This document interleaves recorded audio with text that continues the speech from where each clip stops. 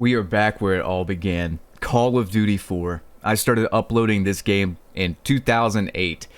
My girlfriend at the time did not like me playing video games, so to kind of spite her, I started recording myself playing video games. And it all started with Call of Duty 4. My first commentary was January 2009. First COD commentary on YouTube, to my knowledge.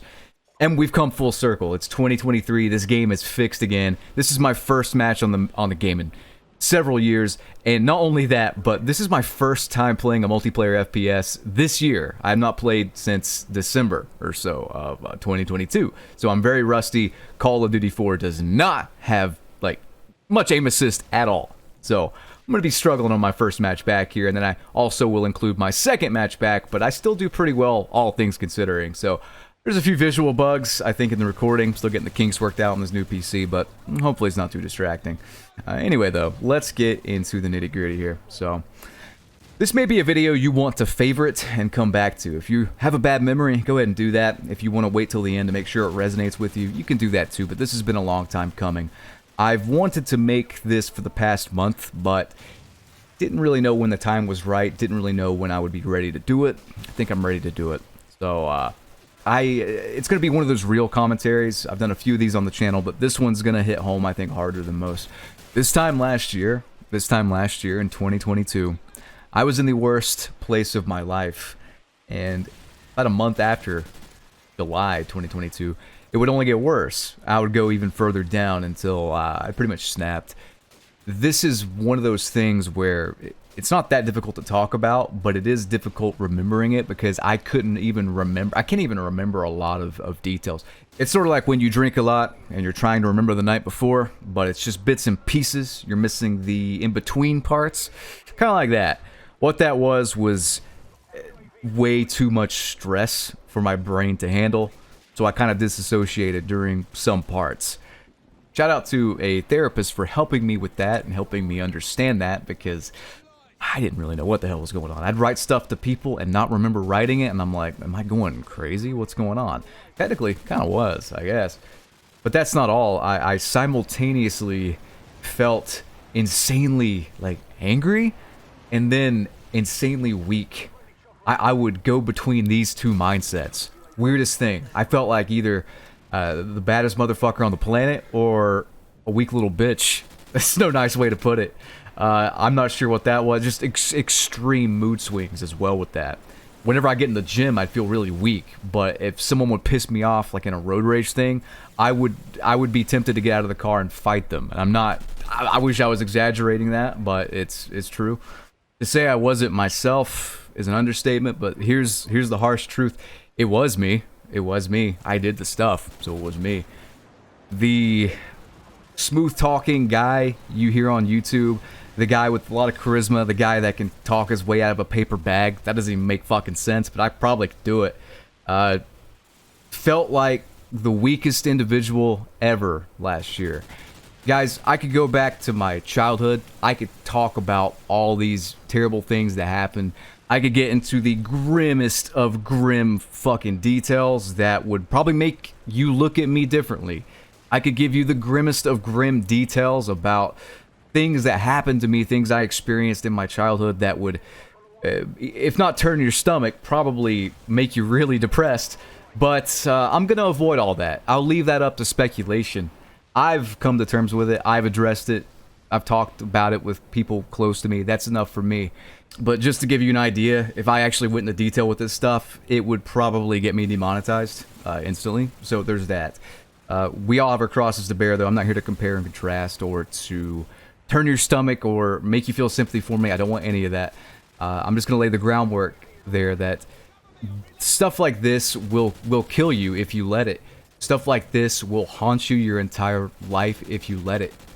A lot of this stuff I buried deep down. What else are you supposed to do? Happens when you're a kid. You just try your best to forget it. But if you don't address it, if you don't come to terms with it, if you try to hide it, if you try to hide the fact that these things are there, buried in your yard, underneath the dirt, whenever there's a torrential downpour, that dirt's going to get washed away. The harder things are, the more you're going to have to kind of pile on more dirt, and eventually you can't keep up. You can't fight the weather. The rain's gonna wash it all away. All these things are gonna come up, rise to the surface, and then you're fucked. That's the best way I can put it. Normally, when issues would crop up in my life, I would use that as motivation. I would say, oh, I see the light at the end of the tunnel. I'm going to use this to better myself. When this happened, that didn't happen. For the first time in my fucking life, that did not happen. I did not use this as fuel. I did not say, like, I got this, like, no problem. My confidence went from 100 to fucking 0. And the scariest thing is I could not figure out why. Couldn't figure out why. Kept having this recurring nightmare of this Grim Reaper following me around and saying that the stuff I am accomplishing, he's going to tax it. He's going to make sure I never get so far ahead. And a lot of things I have in my life are just on loan. And he's going to take them back eventually, no matter how hard I work. And that was a recurring nightmare constantly during this time where, I don't know. Now I can't have the dream, though. Now a year later, I can't have the dream. I wish I could, so I could kind of become lucid and then beat the shit out of this motherfucker in my dream. That'd make me feel better. But the one thing that brought me back, though, after all this shit that happened, again, I'm not going to go into detail with every event. I've been over it before. But the one thing that really brought me back, got my confidence back, got me back on the right track, was this motherfucking YouTube channel, man. Call of Duty. Not that the games are good. The current day games are good. Modern Warfare 2 was terrible, but busting out a video every day from October 28th until December 31st, I was like, man, I genuinely feel like the best commentator ever on this platform. Straight up. I feel like nobody can touch me on the mic. I feel so good here. I don't know. That, of course, I don't want to give all the credit to that. My girlfriend, my therapist, my friends, my actual close friends and stuff like that helped me through all this too.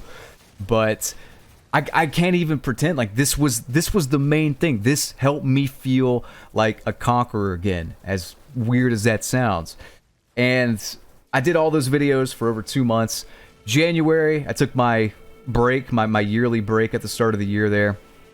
And I devised a plan. I said, hey, man, from January until June, you are going to do everything you can to make sure this never happens again, first and foremost.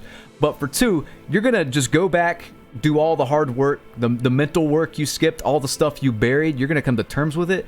You're going to make peace with all these things that happened that, let's be honest, I can't even lie, I've been using them as an excuse for a lot of things. One of the big excuses I've come up with is that I've never had somebody to teach me, never had somebody to look up to, never had a role model to really follow in life. I've always had to do things on my own. But look at what I fucking accomplished on YouTube here, doing it on my own. I didn't have a blueprint back in 2008 when I started. I didn't have a blueprint for how to do a commentary back in 2009 when I was the first motherfucker that did it. I don't need a role model. I don't need a hero. I'm my own goddamn hero. I've done it all myself this long. I'll do it all myself till I'm dead in the ground if I have to, and that's fine by me, man. I'm currently the best version of myself, so I will happily depend on only me if I have to. And that's been the first half of this year. We killed off that inner bitch, but most importantly, we realized that although we did that, this work is never really done, and we got to keep getting better. Second half of the year already started, July 1st. But we're getting our physical fitness in tip-top form, hitting the gym 5 days a week, 4 days for weightlifting, 1 day for boxing or straight-up cardio, depending on if I can move that day. Yesterday, I was walking around town, getting my steps in, getting my cardio in, looking like Frankenstein. I was so stiff in the previous workout, but hey, it's all part of the fun. Some days it hurts, some days I don't want to do it, but I do it anyway because I would rather walk around in pain the rest of my life and be proud of myself than go back to what I was a year ago, letting myself down, letting other people down, not being in control, blaming others for the problems I have. I never want to do that again. There's nothing more painful than that. Nothing. But in closing, I just want to say all of this, it's not about me. It's not about me. I'm sharing my story, but it isn't my story I'm trying to get across here. I don't want any gratitude, any pats on the back. I don't want nothing. I just want to keep improving myself. I feel like I went through this shit as a warning. Like, I have a platform. I feel like this was intentionally done by some higher power because they knew I could beat it and come out stronger, for one. But for two, they knew that I had a platform and they wanted me to share this and either inspire somebody or let somebody else know that they're not alone and that it does get better, but you have to put in the work. If you don't put in the work, nobody's gonna do it for you. As a man, ain't nobody gonna pick you up and baby you. This is about you. You need to relate this to your own life and take control and do better and challenge yourself and spend your time a bit more wisely. Make sure you don't end up like I ended up last year. Make sure that you don't have that just hopeless mindset. Tyson Fury talked about on Mike Tyson's podcast. I think this was the big turning point for me mentally. He talked about on Mike Tyson's podcast being a world champion boxer, having everything he could ever want, loving family, loving wife, tons of money, and wanting to drive his sports car into a bridge and die. It's not as simple as the more you have, the better off you're going to be. You have to fix the mental side of things or everything else, it's not going to matter. I made so many mistakes, and I've realized most of the stuff wrong in my life is just my fault. It's just me. And that was a hard lesson to learn, but I realized I have to learn things the hard way. There's no other way. And all I can do now is move forward. Guys, you know, the one thing I have done right consistently, I think, is this YouTube channel. And I sometimes feel like I'm not supposed to have this, but somehow I do. Thank you for the love. Thank you for the support. I'll see you guys in the next one. Peace.